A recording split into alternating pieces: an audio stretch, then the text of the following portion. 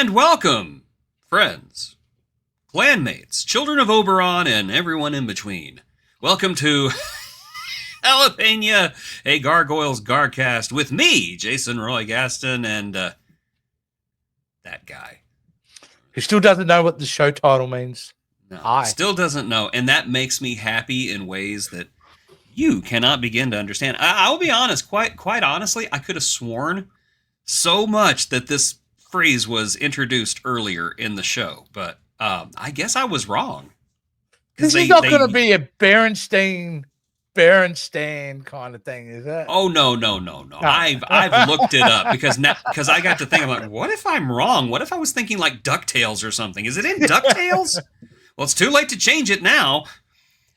We are talking about Vows. I don't know what episode of season 2 this is, and I'm too lazy to look it up. But this is the big time travel episode, and we get more Demona goodness in this episode. Because it seems like it's been forever since we've seen Demona. That's right. It's win-win. Time travel and Demona. Absolutely. Well, let's begin, and we just begin with a fight. Absolutely no reason for this fight. It's just fight. It's Gargoyle versus Robo-Gargoyle. It is Goliath versus Xanatos, and the funny thing is that Xanatos is here in peace, and Goliath just decided to kick the crap out of him for no reason. You know, when I see Xanatos in that suit, is that him mocking? Yeah, because it looks so much like him, right? It's like, I'm mocking you in a way. I'm mocking you. Yeah, that's exactly it. Could also be like the aerodynamics or some such garbage. Nah, but then again, the face is too close. Yeah, he does, like, it's Robo Goliath. Yeah, and it's kind of. I think Xanatos has kind of got a crush on him personally, because but then again, who wouldn't? I mean, look at the guy. So anyway, it turns out that Xanatos wants to invite Goliath to be the best man at his wedding. And that's probably what started the fight. Hey, you want to be my best man? How dare you invite me to a wedding? That's started so many fights with me. The radar is up with that question. Oh, yeah. Surely you're like, no, absolutely not. I love Goliath's response. Hey, you want to be best man at my wedding? You cannot be serious. It's true, you know. And all the clansmates like, yeah, don't go, Goliath, don't go. Maybe I won't. The next morning, I'm here, Xanatos. I know this is a trap, but God, I just have to see how this turns out. It's like a car wreck. I suppose you do. You're going like, why though? Why? Yeah. And we get to find out. Well, speaking of a train wreck, we meet Xanatos' dad, and he seems like a pretty stand-up guy, but he's very, my son is a trillionaire. He lives in a castle in the clouds, and he's got a robot mech suit that lets him fly, but I don't approve of him, because I don't think he's a self-made man.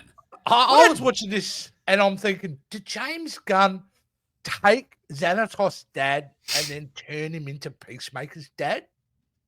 Maybe, hopefully Xanatos' dad isn't quite so racist, but I think James Gunn added those elements, but he's not exactly a supportive father. Put it this way. Not particularly, he's lifting his son up.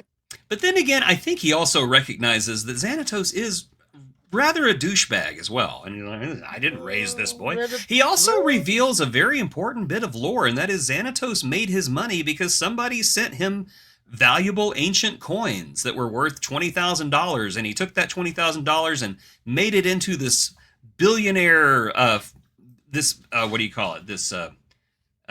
He basically like multiplied the money and became a billionaire out of it.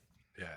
But so this is the problem with these episodes, It always ends up like that moment from Austin Powers, The Spy Shack, when they're trying to describe time travel. Yeah.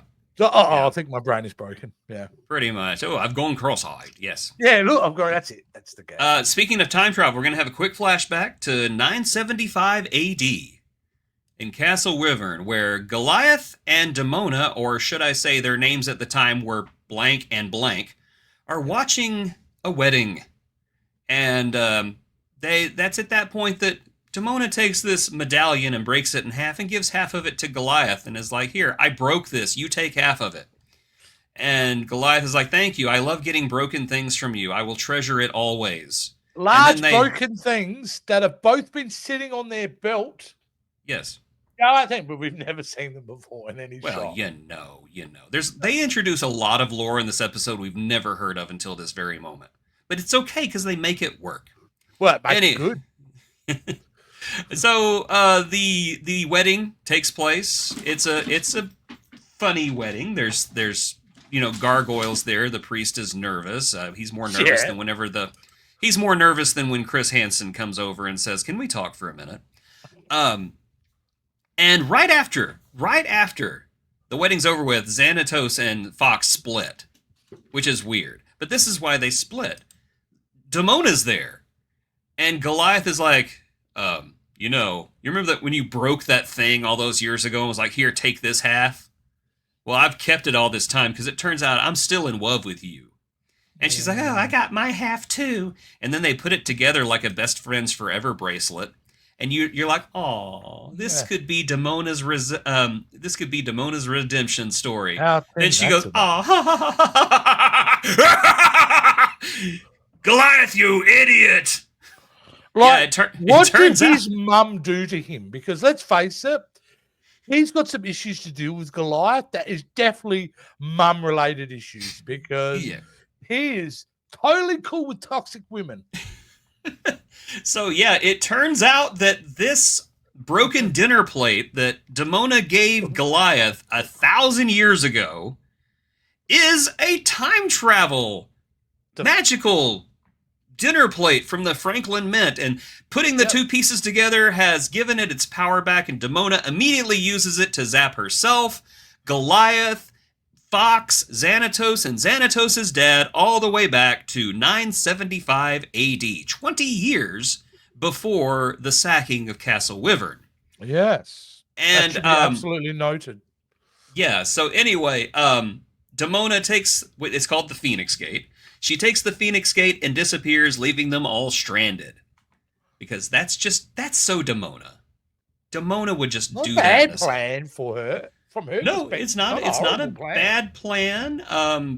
You know what? We could just go to the castle and smash Damona while she's sleeping, and basically save the entire gargoyle race. Yeah, like Avengers Endgame. What we're supposed to go back, maybe go back in time. Okay, well, number one, that's horrible. Well, then again, Damona's not a baby. It's completely different. Meanwhile, we see a royal caravan getting stopped by bandits out in the middle of the field. And they look the early on Foot Clan from Ninja Turtles. Kind of do, don't they? I don't know. It reminds me of that scene in Django Unchained whenever Jonah Hill made the appearance. That's Jonah Hill right there. Anyway, but this is cut short because Fox and Daddy Xanatos and Xanatos come over and just whoop the crap out of the bandits.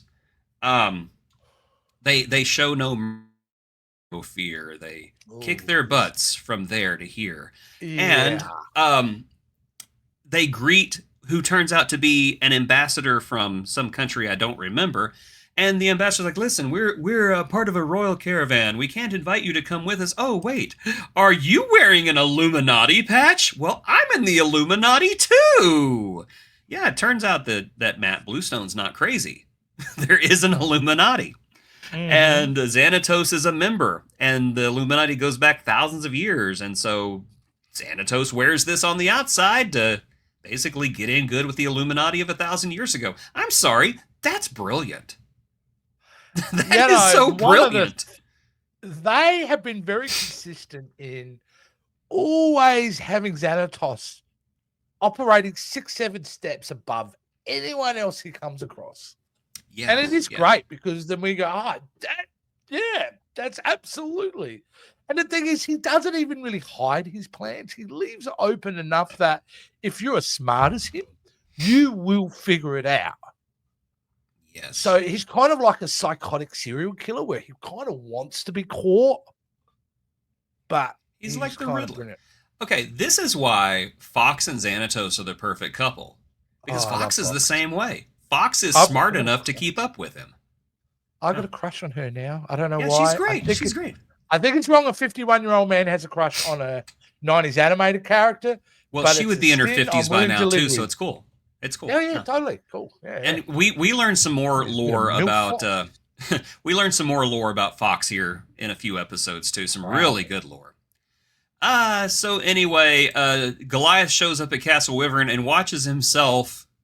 Actually, he chases what he thinks is Demona, but it turns out it's not Demona. It's Demona's younger self, and happens to see himself and Demona embrace, and he's like up there perving out and everything. Yeah, and that's when Hudson shows up, and he's like, "Okay, lad, are you ready to do your patrol? You look bad. Are you tired? Are you sad? Are you just old?"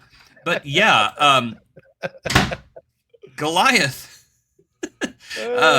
Goliath like shuts him up and is like, "Listen, I got to tell you what's going on here. I'm from the future and we're allies, and you just need to shut up and listen to me."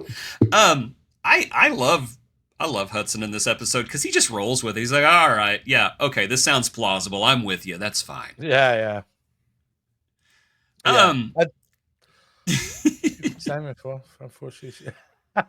So anyway, Prince Malcolm gives Xanatos some coins that even Xanatos later says, "Yeah, these things are pretty much worthless right now."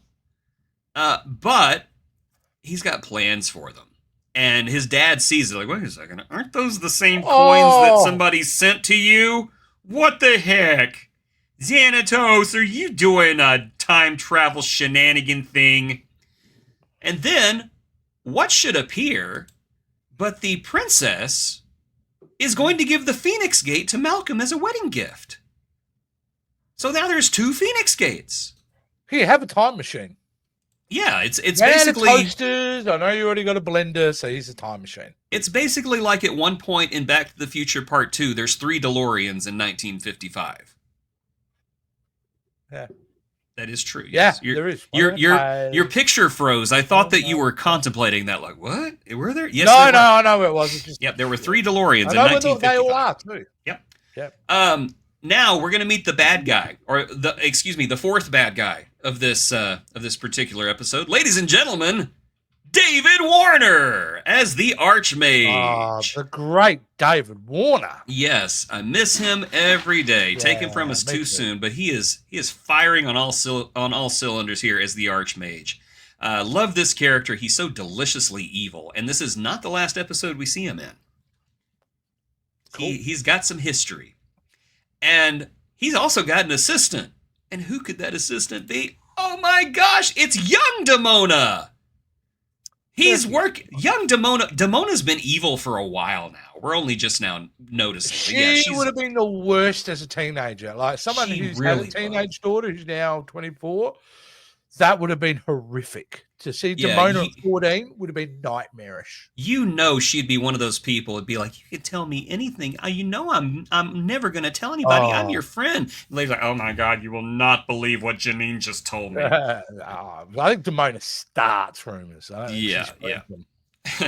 So Hudson comes on board and decides to help Goliath be all he can be in the past, because why not? You know what? He's seen it all. He doesn't even care. Yeah, he's drunk too, probably. So he probably is. I'm pretty sure back then, you'd need to get a little tooted just to deal with all the body odor. Bit of ale. Yeah. Xanatos gives the coins to the Illuminati with explicit instructions that they be delivered to him in 1975. Let's just shout out to the Taylors of 1975. Yes, absolutely. These guys are looking nice. Yes. And then he's got a second letter that is to be delivered to himself 20 years later in 1995, explaining everything that just happened. So Xanatos literally, right before this episode started, got a letter from himself saying, "Hey, you need to get Fox to marry you, get Goliath to be your best man so that Demona can steal this Phoenix Gate, send all of you back to 975 AD so you can get these coins for saving this princess on the side of the road, give these coins to the Illuminati and have them mail them to you in 1975 so you can build your fortune." It could not be simpler. It could not be simpler. But he does tell his dad, I got these coins, I mailed them to myself, so I am a self-made man. And then his dad's like, "Oh, that's just great. Now tell me how we're going to get home, you wee daft lad." I feel like the old man should have clipped him across the head. After that, like, it should have been like, get over yourself. Yeah. I just love how you start out thinking that Xanatos' dad is a douche, and then you realize, no, he's right. He's right. Xanatos sucks. Oh, but he's got the greatest, I'm sure you're going to mention it, the greatest callback SmackDown moment. Absolutely. The dude is a goat. I love him. Not the last time we see him either. No. Demona sneaks into the bedroom of the most unobservant princess in all of history, and she nabs the Phoenix Gate for herself. Now, this is young Demona doing this. She's got the Phoenix Gate. Lots of young girls get caught in shoplifting. Oh, yeah. Oh, yeah. She takes the Phoenix Gate. She's going to go give it to the Archmage, but that's when, dun, dun, dun, future Demona shows up. Yeah. And, hey, we're going to get on a little rocket ship and take a trip. Come with me, little lady. We're going to go to the future. Yeah. And she takes her to the future and shows her the destruction, the sacking of Castle Wyvern and the genocide of her own people. Because you're watching the Disney afternoon. Yeah, so anyway, take a look at all the dead gargoyle pieces down there. That's your future. You got to change. You got to become evil, and you got to become a sociopath. You have to kill all the humans. It's the origin, isn't it? Yep. It's the origin moment. This is the first seed that has laid Demona's transformation, because she seems pretty normal, like as young Demona. Yes. So we're actually getting to see some of those traumatic moments that starts to change her. Yes. There's a mini-series. Yeah, very Disney. There's a mini-series coming up next week called City of Stone. I'm going to make us watch all 4 episodes of it. Cool. Because it's going to kill you if we don't see them all, because it's like one continuous story. And okay. Well, I'm down for that. It brings this whole thing back. Demona's origin is basically gone over in this entire miniseries. And Goliath says something at the end of it, basically like, this is all your fault. You keep going on and blaming this person. This was all you. And it's such a great moment because you see this look on her face. She's like, oh, crap. I'm going to be made accountable. Yeah, I don't like that. No. Accountability sucks. You're stupid. Anyway. Young Demona tells old Demona, I don't want to be you. You're evil, horrible, and you got too many wrinkles from all the frowning. And so Demona's just like, well, I'm just going to beat some sense into myself. Which she's going to... Yeah, she's going to kick I don't want to say it, but I think you know what I'm going to say. She's going to beat herself off. Silly. Oh, yeah. Okay. Anyway, this Goliath... Disney Channel, kids. Goliath, who, by the way, was also taken to this time because he followed them. Stop hitting yourself. Yeah, grabs Demona, is like, quit hitting her. She is innocent. Believe it or not, she's innocent. And that's when, after Goliath dispatches older Demona, he talks to younger Demona and just tells her, hey, you know what? You've just got to let go of all the hate. You don't have to become this person. And to me, it's very sad, especially me knowing what's coming. Well, it's very sad. I don't, but it doesn't make a lick of difference. No, it doesn't. Because if it did make a lick of difference everything would immediately change. Yeah. But we're going to come back to that here in just a minute, because I think they threw in something very clever at the end, which I will show you when we get there. Goliath shows up back in 975, looks at Xanatos and says, I'd leave you here, but I'm afraid what you'd do to the time stream. You'd probably dry hump it until, we get to the future and everybody's a monkey. So get yourself over here. Let's go to the future. So they leave young Demona there. They take old Demona back. Everybody goes back to the future. And that's when the Archmage shows up and is like, where's my Phoenix Gate, you horrible creature? And of course, she's like literally hiding it behind her back, which I think is hilarious. And then Hudson comes over and is like, don't you touch her. I will rat you out. I don't even like you. Kiss my gargoyle fanny. It's so right too, and I love what he says in that. Yeah, I love it. I love that. Even if she did have done it, there's no excuse for this. Yeah, I love it, and I love how protective he is over her at this point. Yes, very protective. I have a theory that even though gargoyles don't have like moms and dads like usual people, my theory is that Hudson is Damona's biological dad. I just get that from here. I have no way to prove it, but right here I'm just like, I wonder. Yeah. I definitely feel there's a parental sense of the elder gargoyles. Though. Yeah, I mean, you and it could just be because it could just be because he's the leader and he sees all of them as his children. It could be that. I don't Absolutely. know. Just part of me's kind of like, yeah, maybe that's why he's so just close gotten to even more drunker and it's like, could be involved in this. Does anyone ever tell you that you look like the guy from that time travel movie with the wee people? What was it called? I don't remember. Monty Python or something. I don't know.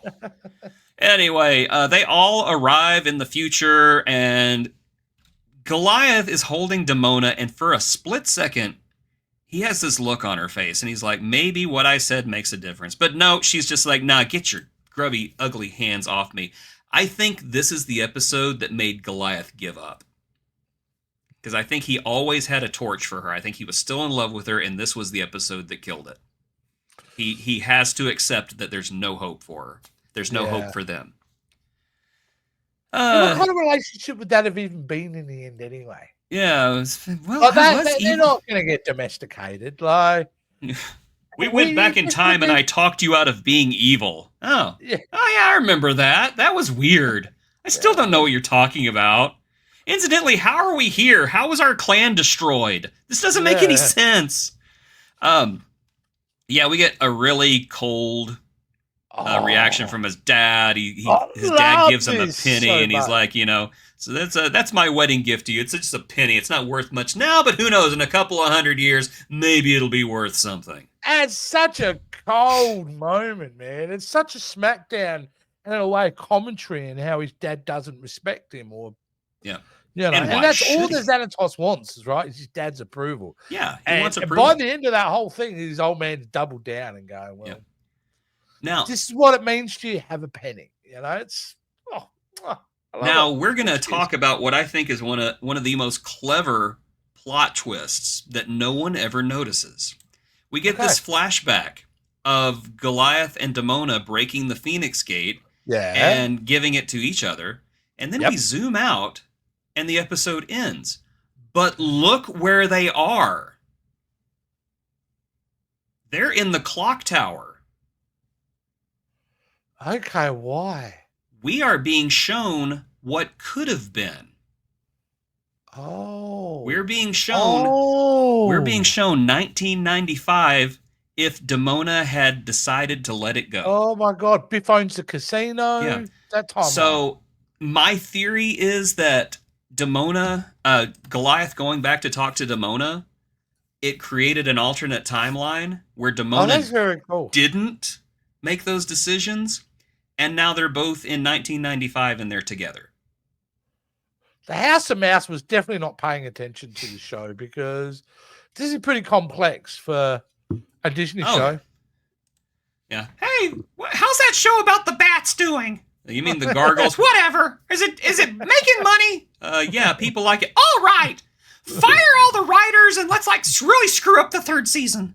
But yeah, I honestly, and again, I don't know if the writers or anybody's ever made a commentary about this, but they are in the clock tower because that's the balcony. That is the walkway that goes in front of the face. And that to me, that's the only thing this could be, is like a glimpse into what could have been. Maybe but it doesn't make sense any other way though, does it? Yeah. I mean, it has to be that. And to me, that's beautiful in a way, because Goliath still had feelings for her. Yeah. And even though he knew at the end of this episode they could never be together, he inadvertently created an existence where they were. It's such a complex show as is. Tackling anything with time travel automatically makes it complex. But just to add that level of complication into it too. Yeah, wow. Wow, that's where you got to stand back and go, these guys, they're a real deal. No Angel or Buffy writers here at all. No. That's a deep cut to another show we're on. Yeah, we're not insulting Angel or Buffy, so don't come at us. We're not. We're insulting Star Trek: Strange New Worlds. Yeah, that's it. No, this is just really, really, definitely one of, for my experience being the first time watching the show, this is my favorite show as of today. That may change, of course, because we've got a lot to get through. But right now, I'm like, I love it. It's good. I this is my favorite ending to any episode. Is this right here? I just love it. Now you've explained that. Now I want to go back and watch it just for that moment of review. And yeah, very cool. I always wondered if there was any intention of ever following that up with like a sequel episode or something, but they never do. They never follow it up. So I don't know. No. But you want to know what you can do, what you can follow up with. Go down to the video description below. Our Patreon is down there. Our Patreon's waiting for you. Just like half of the Phoenix Gate is waiting for you to bring the other half to it so that it can go back in time and irrevocably damage the timeline. So please go click on that Patreon and do it. Give us some money. Money's nice. Or you can go to our channel main page and become a YouTube channel member, because it is what Goliath would do. WWGD. What would Can't argue with that. Exactly. And of course, be sure to join us next time on Jalapeña, because we are going to be tackling probably one of the greatest miniseries that Goliath and company ever came up with. And that is the legendary, in my opinion, City of Stone. Because it is the episode where after an episode like this where Demona shows herself to be the worst being in the history of anything ever, we get 4 episodes that make us feel immeasurably sorry for her as a human, as a person. So, I'm down for it, buddy. I'm down. So extra long episode of Jalapeña next week. Next time, I should say, next month. Be sure to join us for it right here on Jalapeña, a Gargoyles Garcast.